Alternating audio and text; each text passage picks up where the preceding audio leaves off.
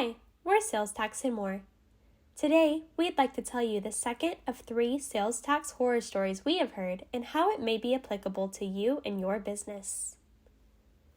As mentioned in part 1 of the Sales Tax Horror Stories series, many software companies have been pushing their streamlined sales tax program since the decision made in the Supreme Court case South Dakota versus Wayfair in 2018. This has proven to pose several issues for businesses and has led to hundreds of thousands of dollars in taxes owed, penalties, and interest. This story begins again with an aggressive salesperson pushing the streamlined sales tax program.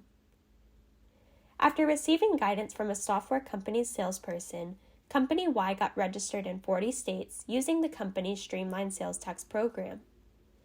The salesperson told them they had nothing to worry about.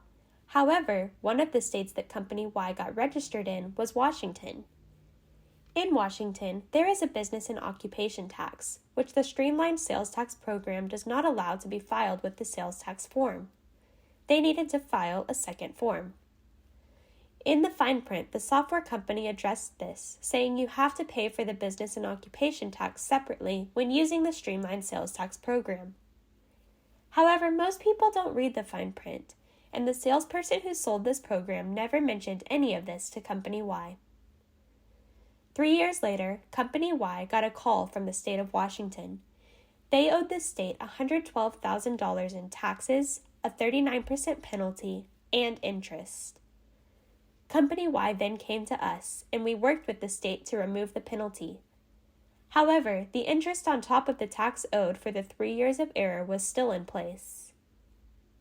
This is a very important lesson to be learned.